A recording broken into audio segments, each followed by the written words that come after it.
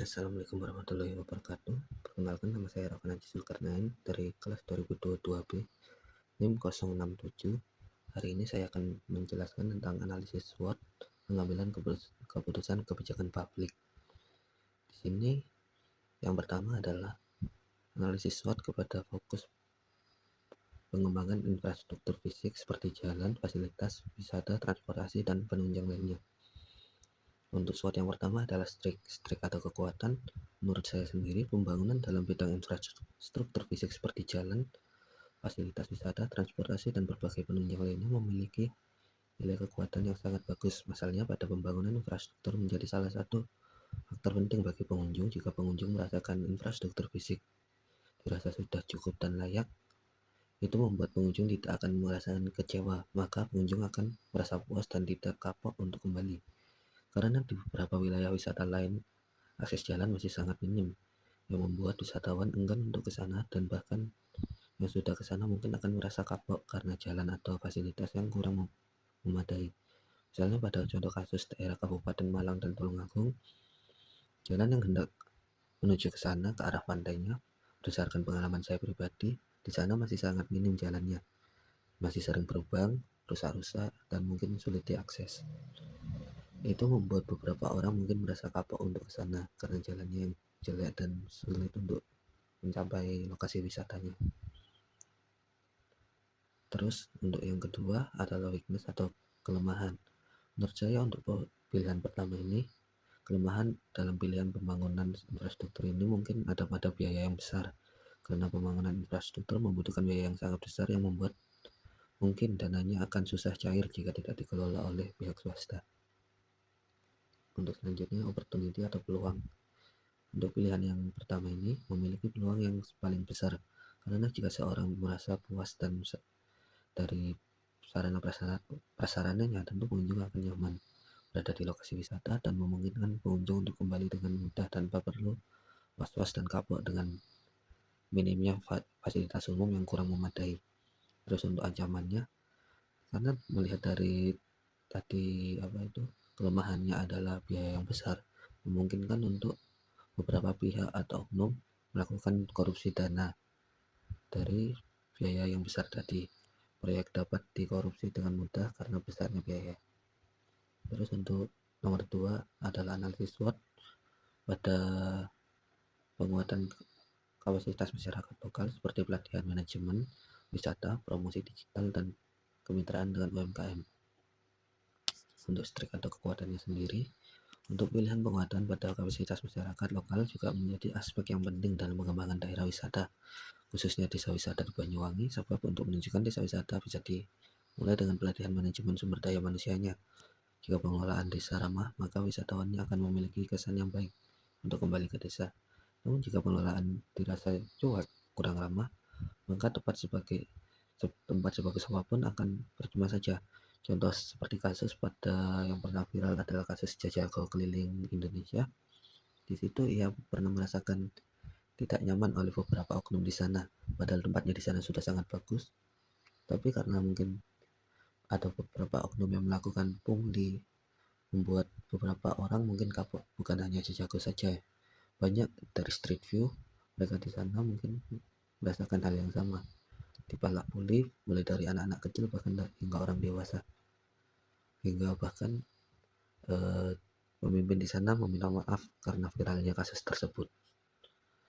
Lalu ada pengembangan UMKM juga sangat bagus.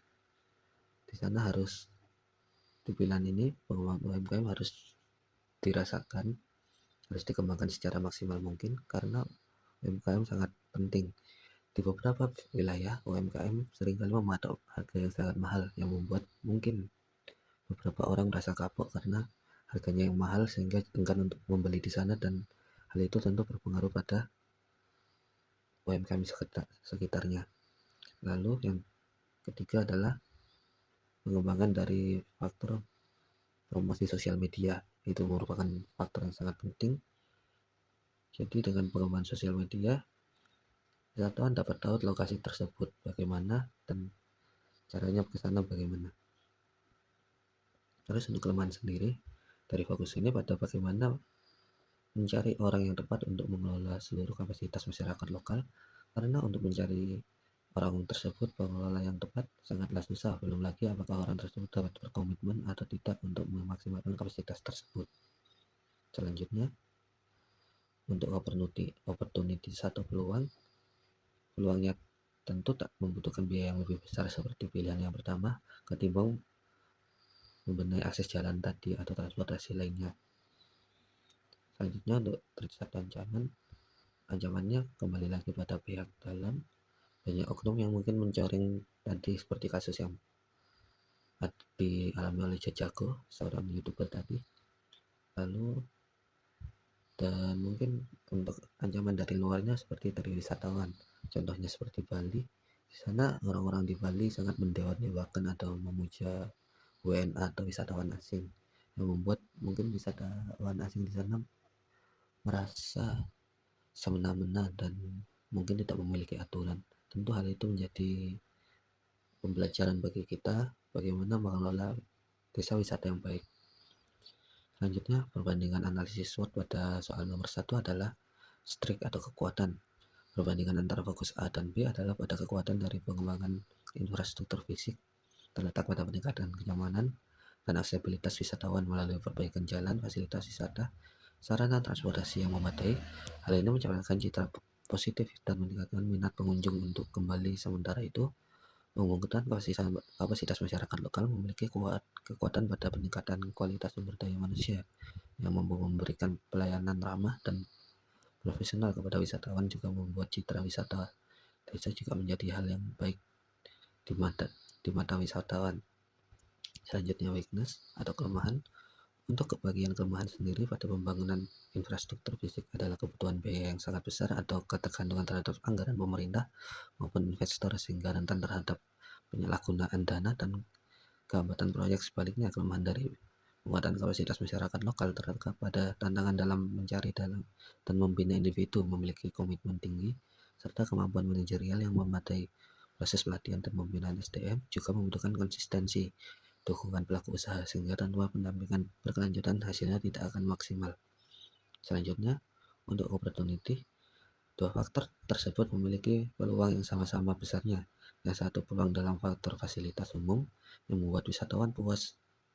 Satunya, tanpa perlu biaya besar, membuat fasilitas umum juga dapat mendapatkan puasan tersendiri dari masyarakat dari faktor keramahan pengelolaan desa wisata. Selanjutnya, untuk threats atau ancaman. Untuk ancaman sendiri terbagi menjadi dua, yaitu ancaman dari internal dan eksternal. Untuk yang pertama, ancaman internal merupakan ancaman yang datangnya dari dalam. Kedua kasus di atas, ancaman internal berasal dari pengelolaan sendiri.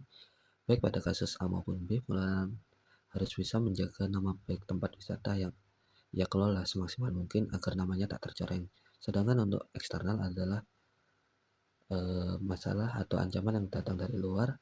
Contoh kasusnya adalah pengelolaan bisa mengatur para pengunjungnya untuk bisa saling menjaga bersama dan bisa merasa saling memiliki, agar tempat yang mereka kunjungi bisa terjaga keasliannya. Untuk nomor 3, dari kedua kebijakan di atas tentu terdapat plus minusnya, namun jika saya sendiri disuruh memilih, maka saya akan mengambil fokus yang A, fokus yang pengembangan infrastruktur fisik. Karena apa? Sarana dan prasarana merupakan hal yang sangat penting bagi saya. Jika suatu tempat wisata atau akses jalannya untuk menuju ke sana sulit, itu membuat calon pengunjung enggan untuk ke sana. Meskipun semisal tempat tersebut viral, mungkin orang ke sana akan ke sana sekali saja karena rasa penasaran mereka. Namun jika tahu medan yang dia lalui di sana sangat sulit, orang akan merasa kapok akan ke sana. Belum lagi jika ada moda transportasi yang dapat ke sana dengan mudah, tentu menjadi nilai plus sendiri bagi masyarakat. Lebih mudah untuk dapat ke lokasi tersebut. Lalu bagaimana cara agar kapasitas masyarakat juga dapat meningkat? Itu mungkin bisa dilakukan sembari berjalan ke depan. Dengan edukasi dari pengelola masyarakat sekitar juga harus bisa berpikir bagaimana cara agar tempat tersebut tidak tercoreng dengan isu-isu dari pengelola sekitar membuat orang atau pengunjung yang datang menjadi kapok. Dengan belajar bersama tentu akan membuat tempat wisata selalu berkembang. Lalu bagaimana ancaman dengan korupsi? Tentu, dalam setiap proyek pemerintah terdapat korupsi sekecil apapun itu. Ini menjadi PR bagi pemerintah agar memperketat pengawasannya. Lalu yang terakhir, analisis SWOT tentu sangat membantu dalam menentukan pilihan kebijakan mana yang akan diambil. Dengan analisis SWOT, kita dapat melihat bagaimana kekuatan, kelemahan, peluang, serta ancaman masing-masing pilihan yang akan diambil. Dengan analisis SWOT, kita diajak untuk berpikir lebih kritis dalam menghadapi suatu masalah. Bagaimana kita mengambil pilihan yang terbaik dengan mengurangi segala risiko yang ada. Sekian dari saya. Wassalamualaikum warahmatullahi wabarakatuh.